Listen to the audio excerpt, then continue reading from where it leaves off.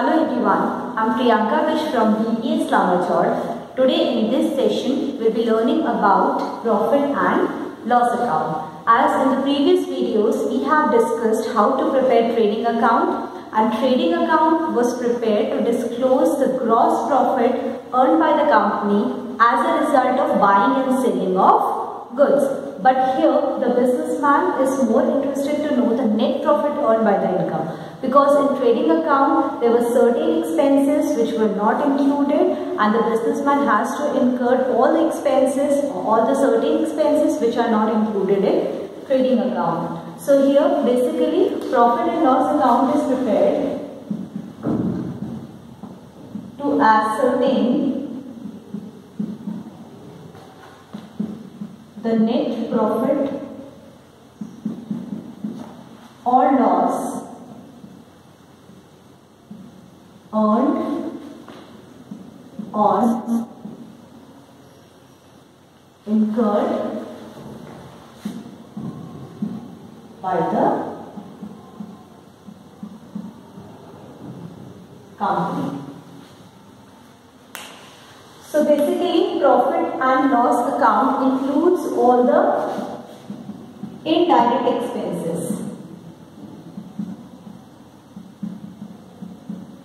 We have learned that in trading account we used to record all the direct expenses. Direct expenses were directly related to the manufacturing of the goods, buying or purchasing of the goods. But here we record all the indirect expenses and indirect incomes and gains. So, by recording indirect expenses and indirect incomes, if the indirect income exceeds indirect expenses, then we can say indirect income exceeds indirect expense, then the company is earning net profit. But if indirect income is less than indirect expense, or we can say if indirect expense exceeds the indirect income, then the result is net loss. So now we will discuss about some need and importance of preparing profit and loss account. Here the first importance is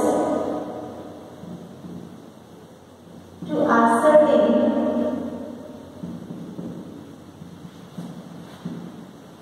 net profit or net loss. Now here, as we know, trading account is prepared to calculate the gross profit which is directly related to the trading activities, whereas profit and loss account is prepared to ascertain the net profit available with the proprietor and credited to his capital account. Second importance is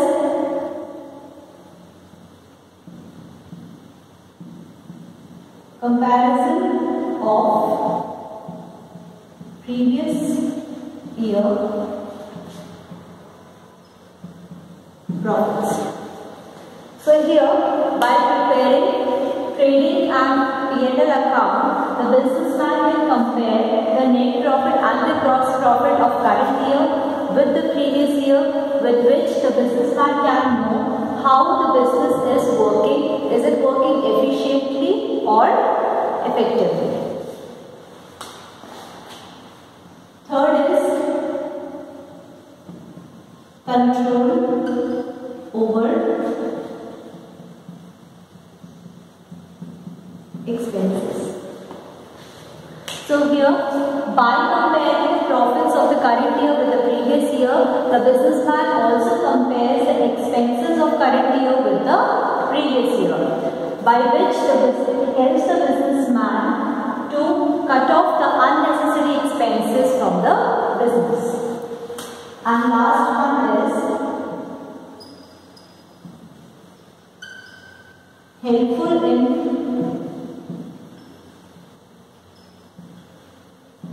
preparation of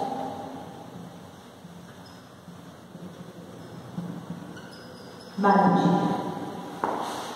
So with the help of profit and loss account, balance sheet of the company is prepared. Balance sheet is prepared to ascertain the financial position of the business. So for preparing balance sheet, we will have to prepare trading and P&L account both. Now next we will learn how to prepare profit and loss account. For that, first we will discuss what should be the items written on debit side of profit and loss account. So first item is gross loss. So here, if the trading account discloses gross loss, it will be recorded on debit side of profit and loss account, because we know profit and loss account is considered as nominal account, and the rule of nominal account is debit on expenses and losses and credit on incomes and gains. So here, while preparing trading account, if the trading account discloses gross loss, as it is a loss, so it will be recorded on debit side of profit and loss account. And we know gross loss occurs when the debit side of trading account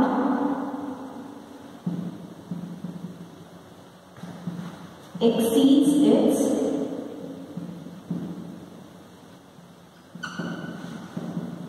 credit side. So gross loss occurs when the debit side of trading account exceeds its credit side. Second item which is to be written on debit side of P&L account is office and administrative expense. Now office and administrative expense includes salary to office employees,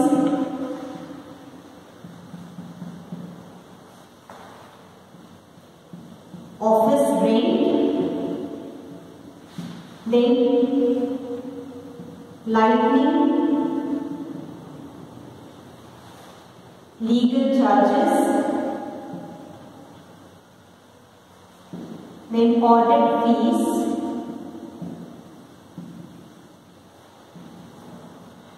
postage and printing. So these all are considered as an indirect expense which comes in the category of office and administrative expenses. Now next expense which will be written on debit side of P&L account is selling and distribution expense. As selling and distribution expense is an indirect expense, so it will include advertisement expenses,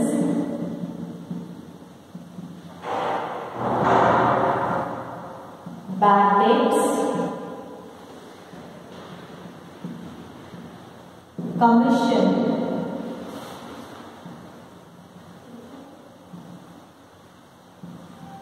carriage outwards and packaging charges. So these are the expenses which will be included in selling and distribution expenses. Advertisement expenses, bad debts. Bad debts will mean the amount which is not recovered from debtor, that is considered as bad debts. Commission paid is also under selling and distribution expenses. Carriage outwards, we used to include carriage inwards in trading account because carriage inward is considered as direct expense. Then comes packaging charges.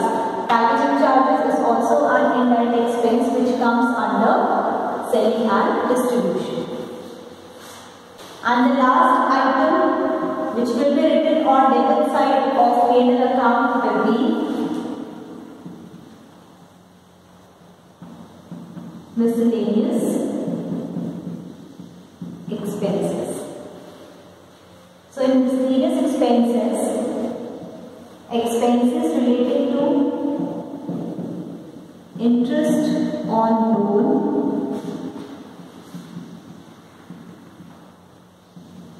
interest on capital,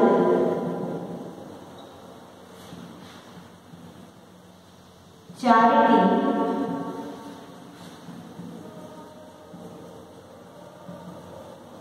depreciation and repair charges will be included. So miscellaneous expenses includes interest on loan, interest on capital, charity, depreciation and repair charges.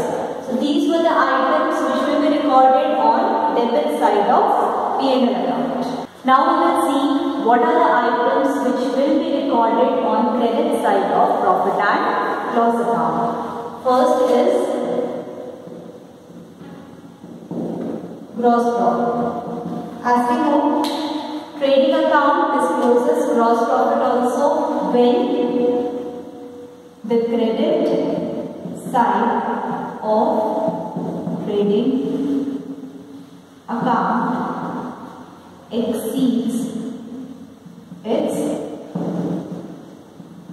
debit side.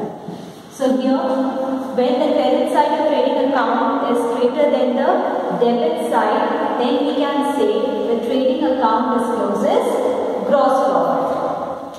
So as gross profit is income for the company, so income is always recorded on credit side of P&L account because P&L account is a nominal account. Rule for nominal account is debit all expenses and losses, credit all incomes and gains. Next item included on credit side of P&L account will be other incomes and gains. So in other incomes and gains, incomes relating to income from investment, then commission earned,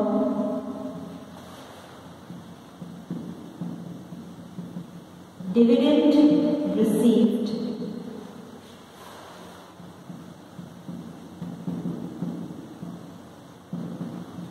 discount received, rent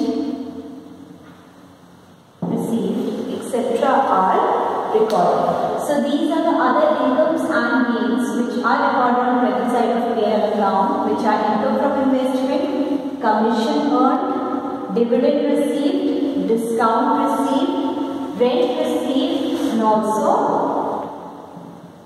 interest received. So these were the items which will be recorded on credit side of preparing profit and loss account. Now here is the format of profit and loss account. First we will write the heading profit and loss account for the year ended, whatever the time period will be. Now on debit side here and on credit side. On debit side we will record all the expenses and credit side we record all the incomes. So here first we will discuss about the items written on credit side. First is by gross profit brought down. Whatever gross profit earned from trading account, it will be brought down in preparing profit and loss account. So by gross profit brought down, then by rent, then by discount received, commission received, interest on investment, dividend on shares, bad debts recovered, profit on sale of asset, income from other sources, miscellaneous receipts, and the remaining balancing figure will be net loss. So these are the incomes which will be recorded on credit side, and if the credit side or the debit side is greater than credit side, then the balancing figure will be considered as net loss.